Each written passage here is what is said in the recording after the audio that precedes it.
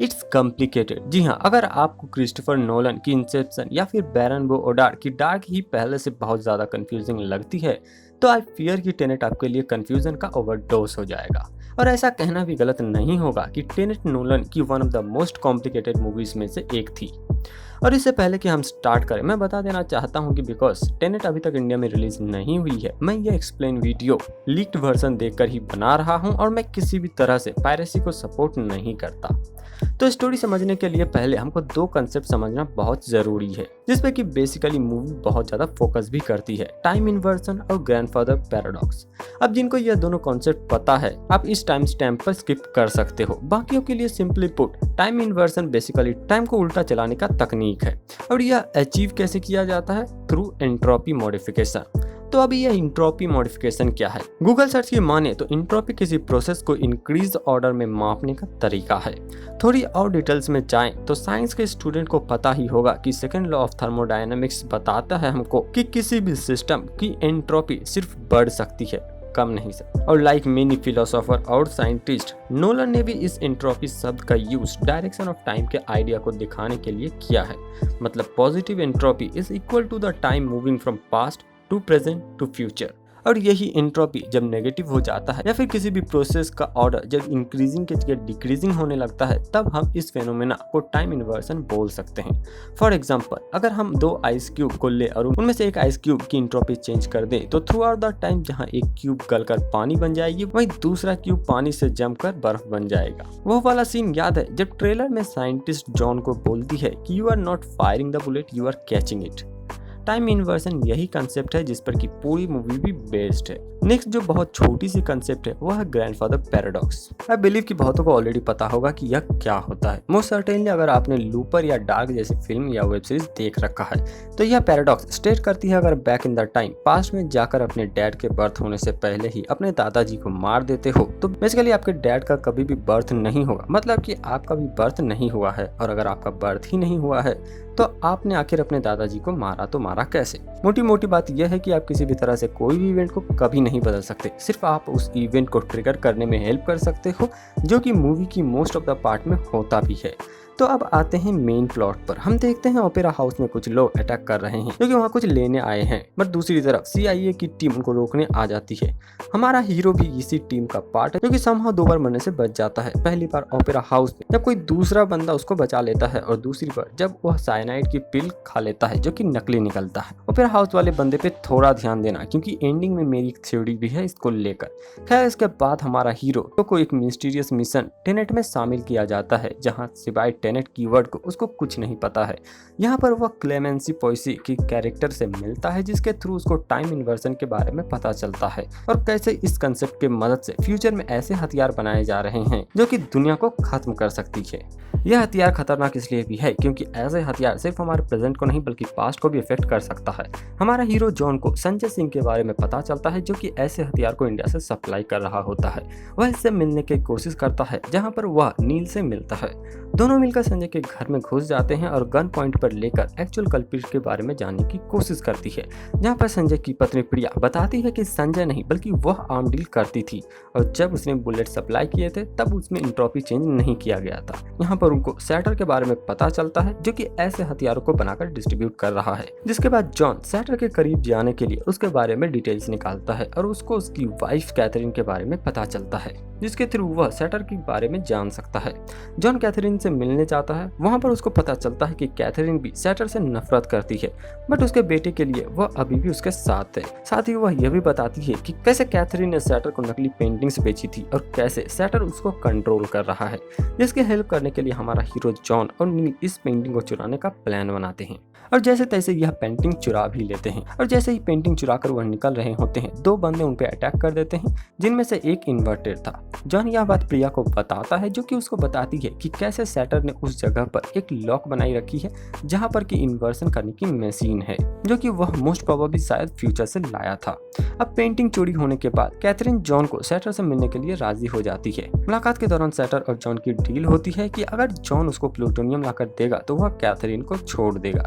Next day John जब plutonium चुराने के बाद ब्रीफकेस खोलकर देखता है तो उसको प्लूटोनियम की जगह कोई दूसरी ही डिवाइस दिखने को मिलती है। मूवी के स्टार्टिंग में रशियंस को हमने इसी चीज को चुराते हुए देखा था और इसी वक्त सैटर भी इन्वर्टेड कार में आकर यह चीज को ले लेता है और दोनों जॉन और कैथरीन को पकड़ लेता है, जिसके बाद सैटर कैथरीन पर इन्वर्टेड बुलेट चला देता है। यहाँ पर नील आकर उनको बचा लेता है, जिसके बाद वह इन दोनों को टेम्परल पिक्चर मूवमेंट के बारे में बताता है। कैसे सैटर इसकी मदद से फ्यूचर को पहले ही जान लेता है क्योंकि वह टाइम में आगे पीछे जा सकता है।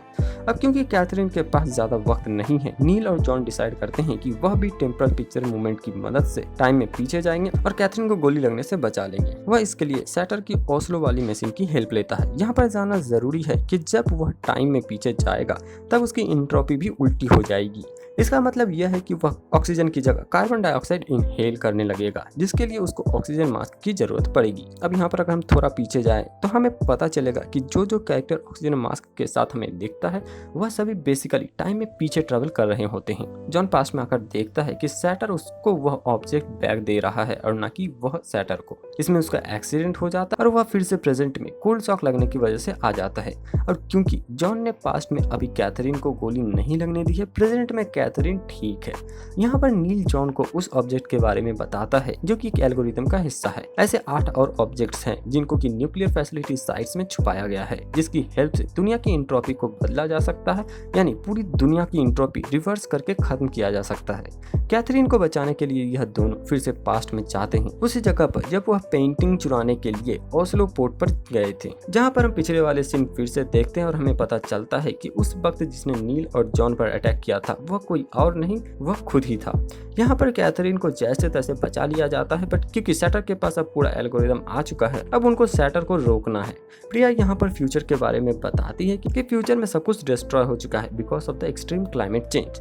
सैटर एक एजेंसी के साथ काम करता है जो कि सैटर की हेल्प कर रहा है, क्योंकि उनको लगता है कि अगर अर्थ की एंट्रोपी चेंज कर दी जाए तो फ्यूचर में अर्थ को डिस्ट्रॉय होने से बचाया जा सकता है। बेसिकली यहाँ पर फ्यूचर के लोग अपने पास्ट को नष्ट करने को तैयार है ताकि उनके फ्यूचर को बचाया जा सके, जो कि ग्रैंडफादर पैराडॉक्स है। हमें सैटर के बारे में पता चलता है कि वह बचपन में इसी समय में सोवियत यूनियन की ऐसे छोटे कम्युनिटी में बड़ा हुआ है जहाँ पर काफी न्यूक्लियर रिसर्च और प्लूटोनियम प्लांट्स थे। उसको बचपन में अपने घर के नीचे इस एल्गोरिथम का एक पीस मिला था। फ्यूचर के साइंटिस्ट जिसने यह एल्गोरिथम बनाया था, उसने इस एल्गोरिथम के 9 पीस करके जगह जगह छुपा दिया है, जिसको कि कोई अननोन एजेंसी सैटर की हेल्प से दोबारा हासिल करना चाहता है, जिससे कि पास्ट के अर्थ को खत्म किया जा सके और फ्यूचर के अर्थ को बचाया जा सके। सैटर को इसके बदले इन्वर्टेड गोल्ड दिया जाता है। पर यहाँ पर एक सवाल आता है कि आखिर सैटर ऐसा कर क्यों रहा है?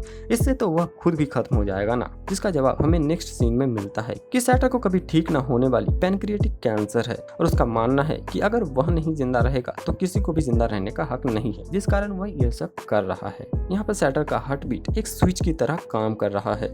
जब उसका हार्ट बीट रुक जाएगा तब वह एल्गोरिथम भी ऑफ हो जाएगा और धमाके के साथ अर्थ की एंट्रोपी भी बदल जाएगी। यहाँ पर तीनों अंदाजा लगाते हैं कि मोस्ट प्रोबेबली सैटर यह स्विच अपने पास्ट में ऑफ करेगा जब वह कैथरीन के साथ बहुत खुश था, हॉलीडे पर था, याच में था। अब जॉन और नील इस एल्गोरिथम को खोजने को निकल जाते हैं। साथ ही कैथरीन भी पास्ट में जाकर उसी याच पर जाती है ताकि वह सैटर को रोक सके। यहाँ पर जॉन और नील 2 टीम रेड और ब्लू में बढ़ जाते हैं। रेड टीम जहाँ टाइम में फॉरवर्ड जा रहा होता है जो कि जॉन की टीम होती है, ब्लू टीम वही टाइम में बैकवर्ड जा रही होती है जो कि नील की टीम थी। बेसिकली यह टेम्पोरल पिंचर मूवमेंट 10 मिनट के समय के लिए यूज कर रहे होते हैं।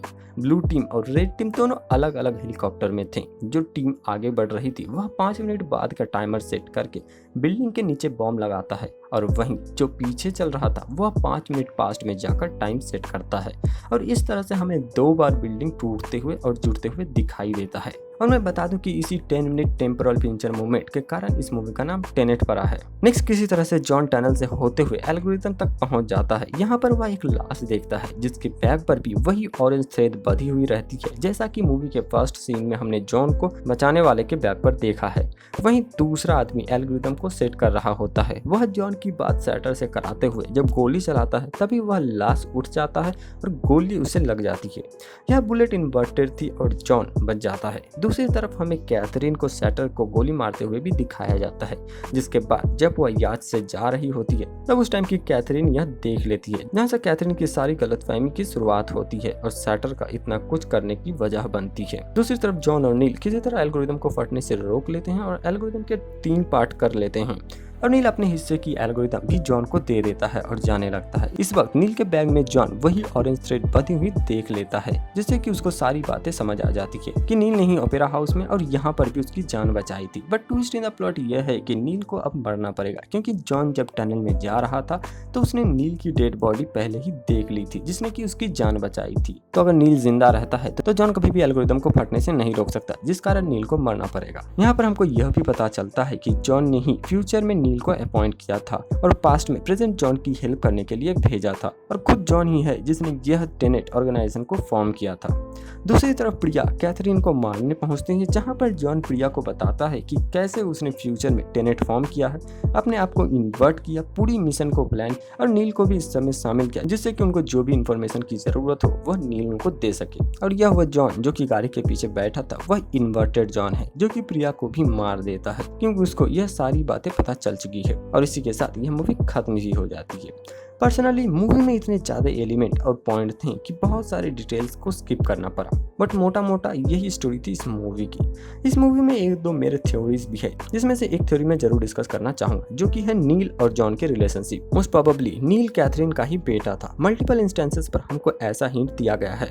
प्लस नील को जॉन की बहुत सारी पर्सनल चीज़ों के बारे में भी पता है।